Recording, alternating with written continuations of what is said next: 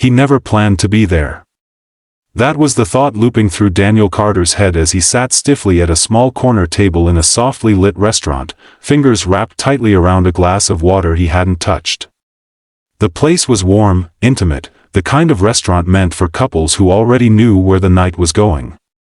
Candles flickered gently between tables. Low music hummed in the background. Everything about it screamed date night. And yet, Daniel felt like he'd walked into the wrong life entirely. 2 years ago, his world had narrowed down to a much smaller orbit. His mornings began with packing lunches, tying shoelaces, and calming bedtime fears. His evenings ended with exhaustion and quiet moments on the couch after his daughter, Lily, fell asleep. Romance wasn't on the schedule anymore.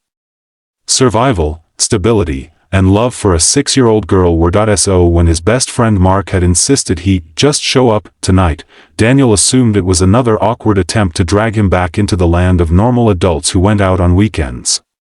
Mark had promised it was casual. No pressure. Just dinner. Daniel should have known better. When the woman walked in, he recognized her instantly.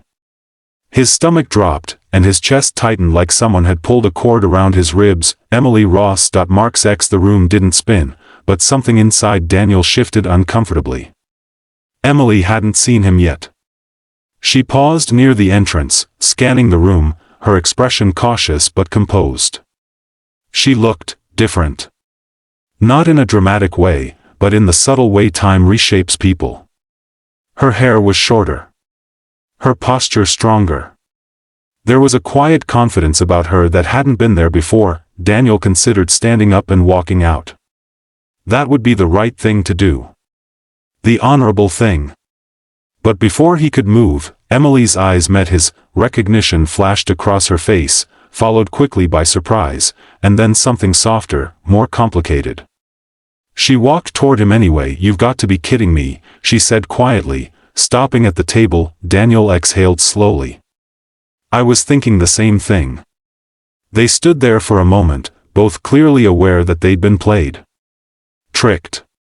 Manipulated by the same person who apparently thought this was a good idea. Mark set you up too? Emily asked. Daniel gave a short, humorless laugh. Blind date, he said. Casual dinner, he said. Emily shook her head, pulling out the chair across from him. Unbelievable. He promised me he wouldn't be here. There it was. Confirmation. Mark had lied to both of them. For a moment, neither of them spoke. The waiter approached, menus in hand, and Daniel almost said they'd be leaving. Almost. But then he looked at Emily again, really looked at her, and something told him that running away might not be the answer this time. Since we're already here, Daniel said carefully, we could at least eat. Then we can both yell at Mark later. Emily studied his face, as if deciding whether she trusted the man he'd become. Finally, she nodded. All right. One meal.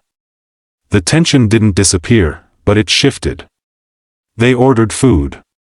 Made small talk. Talked about work. Avoided Mark entirely. Daniel learned Emily had switched careers, left marketing, and started working with a nonprofit. Emily learned Daniel had moved closer to Lily's school, that he still couldn't cook anything more complicated than pasta, and that fatherhood had changed him in ways he never expected. You seem calmer, Emily said at one point. Different from before. Daniel smiled faintly. Life didn't really give me a choice. Emily nodded, understanding more than he realized. Her relationship with Mark had ended painfully, tangled in unmet expectations and emotional distance. Seeing Daniel now, steady and grounded, stirred something she hadn't anticipated. As dinner progressed, the initial awkwardness gave way to something surprisingly comfortable. They laughed. They shared stories.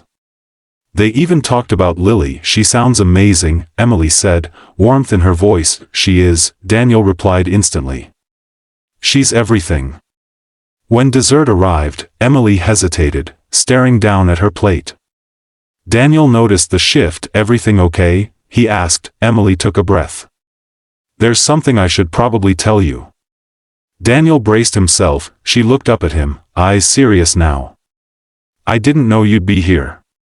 But, if I had known, I might have still come.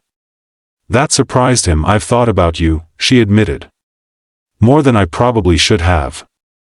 Daniel felt a quiet honesty settle between them. Emily, you're my best friend's ex. And I'm a single dad. My life is complicated. I know, she said gently. Mine too. They left the restaurant together, not as a couple, but not as strangers either. Outside, the air was cool, carrying the scent of rain.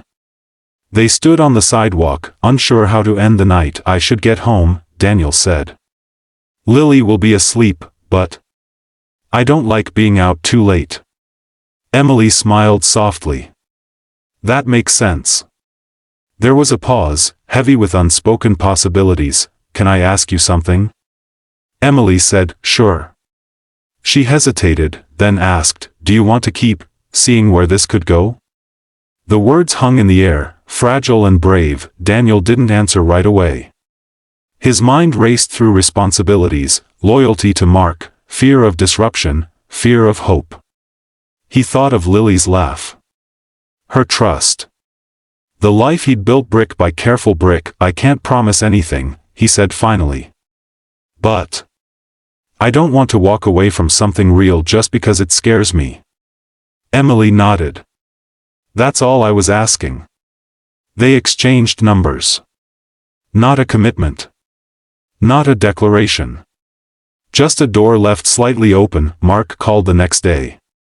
Daniel didn't pick up. When he finally did, days later, Mark was defensive, apologetic, then oddly relieved.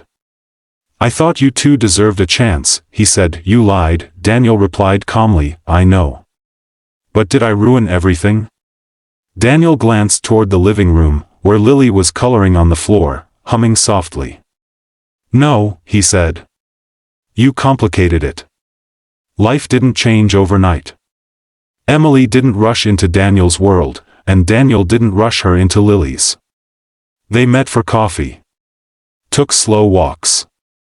Learned each other again as new people shaped by loss, growth, and responsibility. When Lily finally met Emily, it wasn't dramatic.